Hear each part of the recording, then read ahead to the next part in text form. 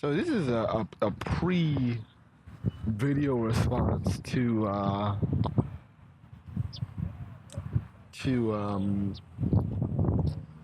don't know this dude's name. I was about to say Ombre. I know it started with an M or some shit. Um, Maury. I don't know the dude. Maurice is this dude from the Grapevine, and he got a little mad with me because I questioned him um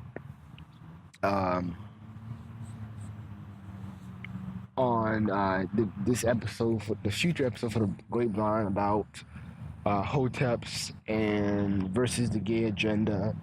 And so I'm guessing with the direction of the show, the concept is supposed to be about how Hoteps got it wrong, and the real pro-blacks are the gay community, and Maurice, I guess that's what his name is. He's on the I guess the right side of the fence, claiming and saying that um, you know he's a little timid in saying it because I know he's surrounded by social justice warriors, but he's trying to imply that, with the gay community and the gay shit in the community, you're not going to see a lot of strong black men running up to protect sisters and fighting white supremacy or checking other black men.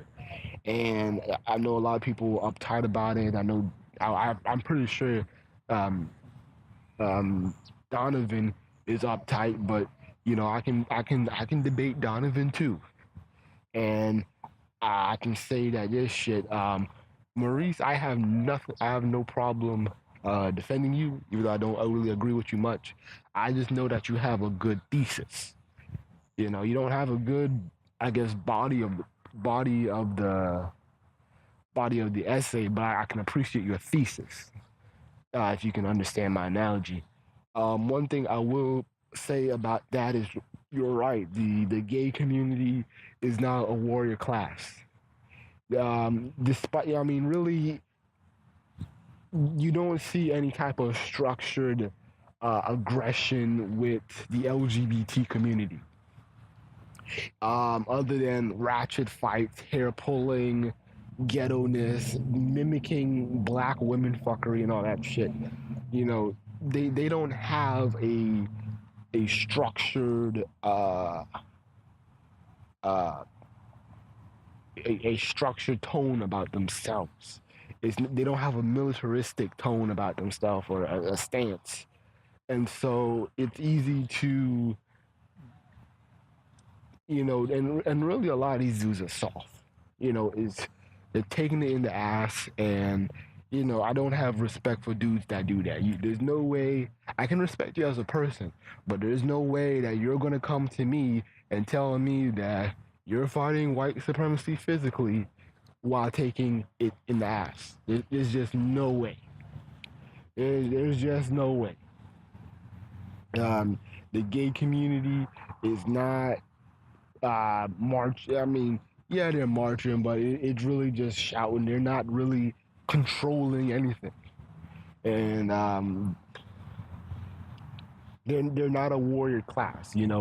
Uh, Janari with the dress and the hoop earrings and the blue lipstick with the blue and orange tacky extensions is not scaring anybody. It's not scaring any white supremacists. It's not scaring homophobes. It's not scaring me. And I'm just saying. And a lot of black women, I don't care if they're in your little feminist clique, they don't find you appealing. They don't find you. I wouldn't say appealing. They don't find you as a source of protection when your girlfriends, when you're at the club with your straight girlfriends, and something bad happens to them, they're not really like, they'll run up to you, but they don't respect you in the same regards as a Jamal or a street nigga. You're just there to be ratchet and ghetto and create a scene. When Shaniqua calls Jamal, Jamal is bringing the fire. You know, he's bringing some heat. You know, nobody's really scared of these homosexuals. You know, from trans to gay. That's no disrespect to you guys, but I'm just saying you guys cannot claim the warrior class. And also, women are not the warrior class. It's by how a lot of sisters want to go up and down and claim that they're the resurrection, the reincarnation of um, some African princess. Um, you know, I can at least applaud or appreciate attempts in black women getting armed, and that I'm aware of this. There was like Vice did a special on this black feminist organization in Dallas, and I heard some weird things about that shit. Funny, I heard that she stick up niggas to have sex with her. Don't know how true that is, but I'm just saying. Um, Not the fat one, but I think it was like a skinny tall one or something. But anyways, the issue that I have with that is that it's one sided. It's always I understand that women need firearms to protect themselves in the fear of rape or the fear of being targeted because of their sex, and they're made to seem more vulnerable to crime. Um, I get that, but the issue that I have is that they don't these feminist that's the small amount of these feminist gun clubs is that they don't want to arm niggas, and that's kind of the issue that I had when I saw that documentary was that the dudes they were kind of soft and gay, and I couldn't really take them seriously. And I haven't seen it in like 2 months or a while, but I have to double check and see if like this dude was even seen holding a gun. Anyways, a lot of these black feminists, they don't want to give their sons a gun. And a lot of these black feminists in general are one sided to where they want the protection, they want the rights to carry a gun. But when it comes to black men wanting to protect themselves, all of a sudden they're on the Democratic lobbyist side of the fence, along with Hillary, talking about we need to get these guns off the streets. It's like I was really pissed off when I saw Sandra Bland's mother. I saw Trayvon Rice. Not Trayvon Rice. I think it was Tamir Rice's mother there. Can't remember. I think so, but I meant to say Trayvon Martin's mom. I know she was there, and they were with Hillary, and they were doing this campaign to get guns off the street. And my thing was like, wait a minute. I'm like, wait a minute, y'all. How the hell y'all attacking an indirect point of view, an indirect problem? Your son was not killed. Like none of your sons were killed by black on black crime. That's the first thing. Y'all, I mean, Trayvon Martin was gunned down by a vigilante, and the rest were by rogue cops. So I'm like, okay, wait, like, what the hell does this have to do about black on black crime? Let's just be honest with you. These black boys will get their hands on guns anyway. There was a black boy in Georgia blew his brains off. Didn't know how to use it. And it's a very common thing in Georgia to see black boys get their heads blown off because they don't know how to use a gun, or they're just playing with it and it goes off. I had my mom. I remember last year she told me about her friend's son had a gun in the apartment and it went off, and I think they lost the apartment all because of one dumbass mistake. A lot of these niggas are making dumb decisions with guns, and I'd rather have these black boys know how to disassemble a gun, and learn how to put a safety on the goddamn thing. You know, I'm not gonna do this whole dumb shit where we need to take it off their, take these guns out of their hands, and then you know the child gets his head blown off by a white supremacist vigilante, or you know a nigga came at him wrong. I want these boys to be protected. You know, whether it's from their own or whether it's from white supremacists or whatever. You know, you can't disarm or you can't um, effeminize uh, black boys and then expect them to be the protectors and defenders of black women. I'm like, y'all feminists got it way wrong. You can't do that. What the hell these niggas are gonna protect you with? Sticks and stones and bow and arrows and shit. They need something. They fighting against white people who have tanks, tactical masks, um, and all this shit. And you know, niggas are like are less equipped. Shit, Boko Haram or ISIS is more equipped than them. And you know, this is just a ragtag militia. You know, but I'm just saying. I'm just saying, man. But I wanted to get on Maurice. This is my last part. That he's talking about the age range of the warrior class, and he's saying that a lot of the warrior class is in jail. I wanted to. I kind of felt like he's using a very outdated stereotype that all these black men are in jail. Um, I, I I don't know the statistics of black men in jail, but come on, man. We see enough black men every day to know, you know, damn well I can see a dude who's between the ages of 18 and 30 either working or in college. Let's stop entertaining this white supremacist stereotype that all these niggas are in jail. Hey, maybe they've been incarcerated. Maybe they had to do some time, maybe like a couple months or 5 years or whatever. But let's just stop acting like there's no black men on the freaking planet. Let's not do that. My issue is that you know we don't really have a warrior class. We have road males or whatever, but I don't we don't really have this warrior class like this Hotep dude wants to make it out to be. Um, because who's teaching these boys how to be warriors? They don't have fathers in their life, and you know, granted, their fathers are for those who have fathers in their life, they are teaching them to be a little aggressive. But the issue that I have is that the aggression is in sports. You know, you're not seeing black boys being trained like the white boys when it comes to guns. How many times we've seen Facebook videos of a 5-year-old boy holding a freaking assault rifle, and he's disassembling it and putting it back together, and he's firing it with his dad. Little white girls playing with the Draco and shit, disassembling, hitting the targets.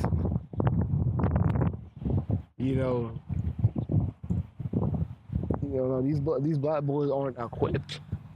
And a lot of black boys, even if they are equipped to protect black women, if they are equipped to fight for themselves or fight for others, there's no class, there's no group of black men, we've tried to do organizations, with the Detroit 300, but the issue with that, and I remember a throwback discussion with throwback YouTube episode with Sarge Willie Pete, where he was talking about the Detroit 300, and it was about how they quick to jump on niggas, and I'll give Sarge his credit. He was talking about how they're quick to jump on niggas when they fuck up. They're good at busting the door, in the ghettos, but where are they at? In the suburbs, where are they at with white men when white men fuck up? There's no drop squad for white folks when they fuck up. Zimmerman was not hit up by the drop squad. Darren Wilson was not hit up by the drop squad. There is no drop squad for white supremacists. You know, this is why Richard Spencer can run his mouth, duck and hide, go back to another university and talk all that shit.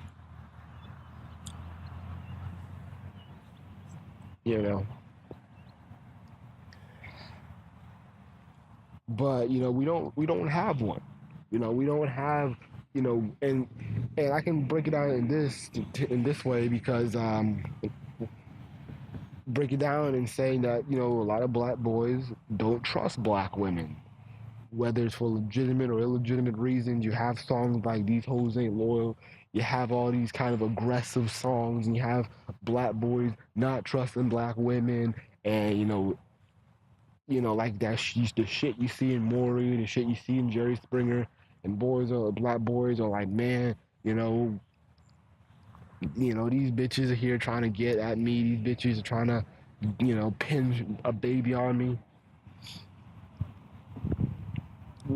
These black boys don't have a killer instinct, and even I don't even have one when I see. Sometimes I'll admit I question myself, but hey, I don't have a killer instinct to just run up to a black woman when she's in trouble. This is someone who, this is someone who used to live in an apartment complex where every now and then, I would see black women getting abused by their boyfriends, and having to stay up all night for like 3 hours hearing arguments and waiting for someone to call the cops at 4 a.m. in the morning. And black boys are not motivated with that shit. Black boys, yeah, I mean, even on Point or even on YouTube, black men are like not in the position, do not feel comfortable doing shit for black women. They don't feel comfortable saving them. There's that term, Captain Save-A-Ho. Black boys ain't motivated to do anything for black women, and there's a lot of respect. Some of it is just niggas blowing it over proportions, but some of it is also legitimate because there's even with the youth. I'll use Obsidian as an example. Obsidian Radio. He's known for making videos about why he doesn't want to be the cleanup man, and I'll admit he makes a little good point because these sisters will fuck it up. You don't want to be that guy cleaning up some other guy's shit, and the last thing you want to be doing is cleaning up some shit and the dude's eating Cheerios or have his feet kicked up and he's like, thanks for the work. That's the shit that pissed my dad off when he was helping. I'm yet to upload the video, but that's what pissed my dad off when he was trying to help this single mom with the drainage for when it rains, and that shit wasn't the funnel pipe was not properly covered. They didn't bury it. And so my dad was like, what, fuck it. And I didn't even have a problem with that because, it's like, there's a grown man in the house and, you're telling me that this dude couldn't even do something as simple as properly bury or cover the freaking pipe with dirt. It's something as simple as that. So I can understand why he's mad. I can understand why a lot of, black dudes ain't trying to do shit. And, that's why you don't have, this innate, this innate is motivated to do anything for women. And, even I look at myself and I said, like, shit, I'm not motivated to do it either. Yeah, granted, I'm motivated to make a change and do something for the black community, but it's going to take a while for me to even trust black women. It's going to take a while for me to get that urge to do something, to help them or see them in need. I can do the domestic shelters. I can do all that organization shit, but like when I see it in action, I don't know how I'm going to act. Granted, nobody deserves it, but I'm like, shit. knowing the fucked up dating habits of black women, I don't want to be in this shit. I don't want to be fighting for a woman that's, still loves this dude, even though he's beating her ass. And so, you're not gonna have a warrior class of black men. And dudes, it's either the in between of a lot of these niggas, or too soft, too gay to do anything. And then there's the other half who are just, they just have trust issues with black women.